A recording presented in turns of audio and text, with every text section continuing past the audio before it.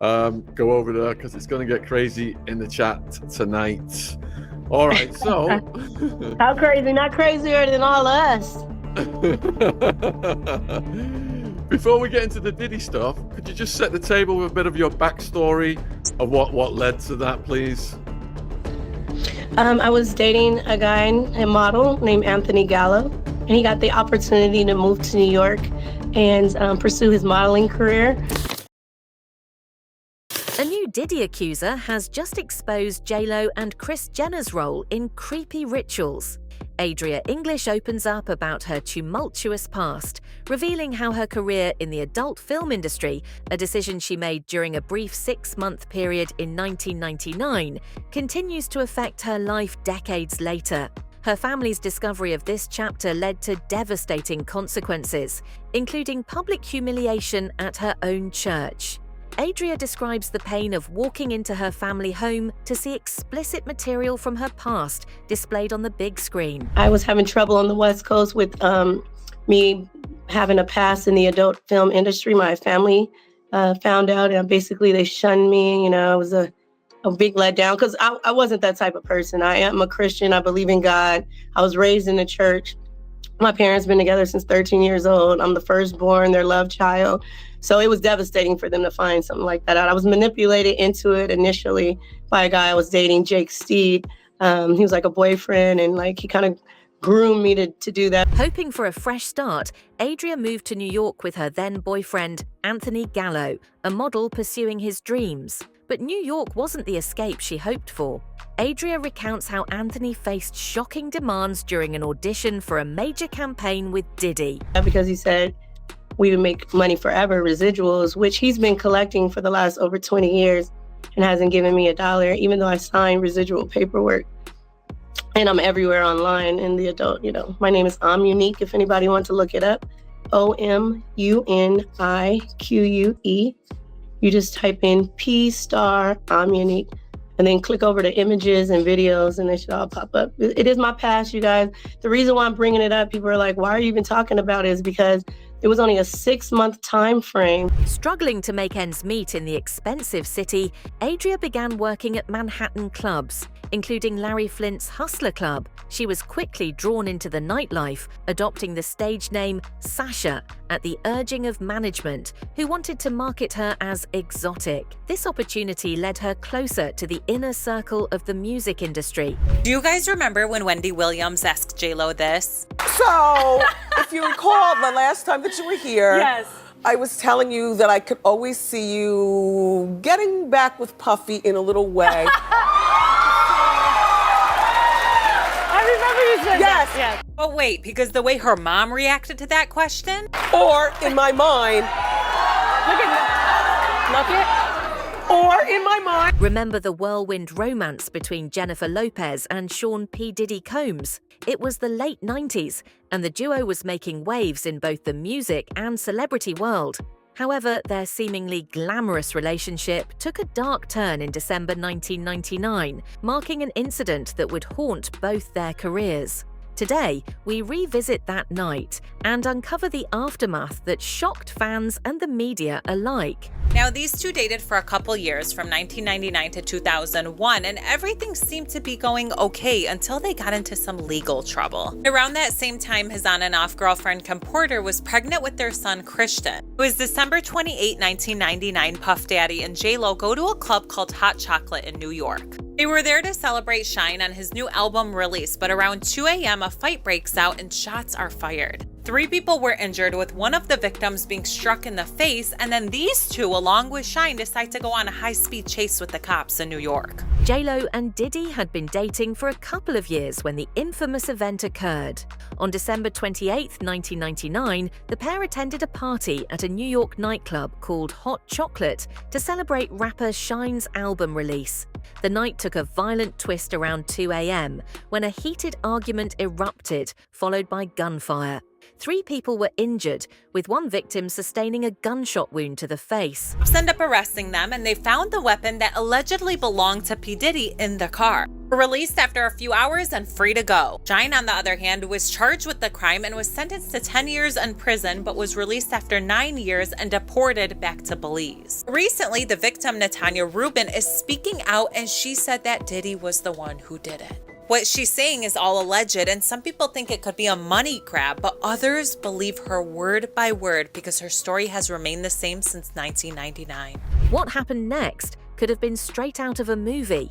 In a panic, Diddy, J.Lo, and Shine fled the scene in a high-speed car chase, only to be stopped by the police.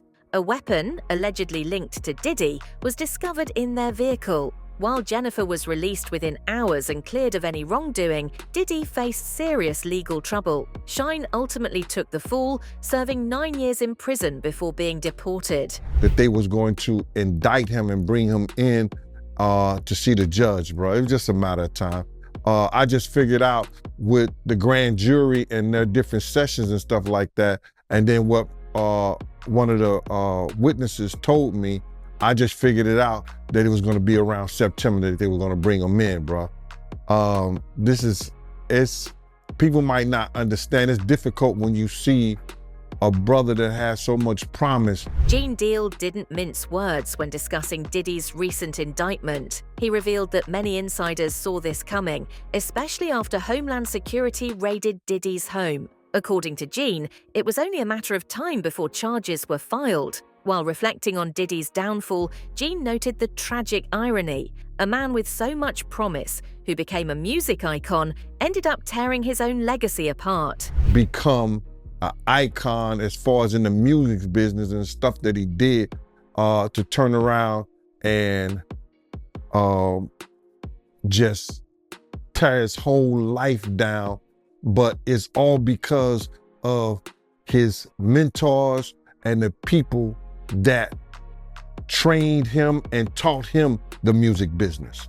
You know, it's all about the people who trained and taught him the music business, because Puff wasn't he wasn't born a monster. Gene attributed Diddy's drastic transformation to his mentors in the music industry. He argued that Diddy wasn't born this way. He was shaped by those who taught him the ropes. The lessons he absorbed from industry giants, who themselves indulged in destructive behaviors, eventually turned him into someone Gene describes as a monster. From drug use to manipulating others, these behaviors were not innate, but learned. You know what I'm saying? He was made into a monster, brother. Do you understand what I'm saying? He was made into a monster.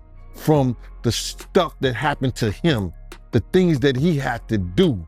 You understand? The things that he had to do to become who he is. You know what I'm saying? You know, it's like this, brother. You never like something so much that you can't do without, and you never be willing to do anything. While discussing Diddy's darker side, Gene recounted how he witnessed a stark change in his personality. The man, once grounded in New York's hustle, turned into someone unrecognizable in Miami and California. Diddy's escalating habits, substances, and exploitative behaviors marked a turning point. According to Gene, these were behaviors Diddy picked up and amplified, creating a cycle of harm. With some crazy things that Courtney has personally experienced, he sent us a plethora of photos that we are going to be showing you. Some huge names in some of these photos. But if you've watched any of Courtney's other interviews, you know he had access to certain things, and I don't want to cross any lines, so I'm going to let Courtney introduce himself and tell you guys what's coming up. I'm a Brick City native from Newark, New Jersey. Courtney Burgess, a seasoned music industry veteran, shared exclusive insights into his remarkable career, which includes working with legends like Tupac Shakur, Busta Rhymes, and DMX. He revealed that his time in the industry gave him unparalleled access to behind-the-scenes secrets that paint a disturbing picture of fame, power, and betrayal. I've been in the music business for 35 years. I started out with Artifacts, a little bit before the Artifacts, but man, Tane One from childhood hooked up with me and told me come on board, help him out against the label. From there, I still was involved with Tupac Shakur.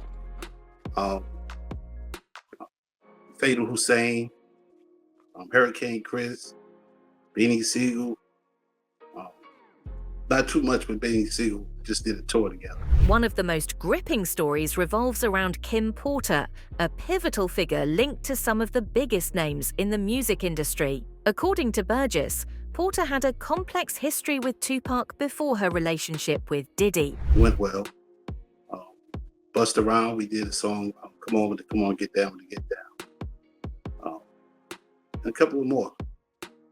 It was a lot of movies, High School High, How to Be a Player, Fantastic Four, about 11 movies.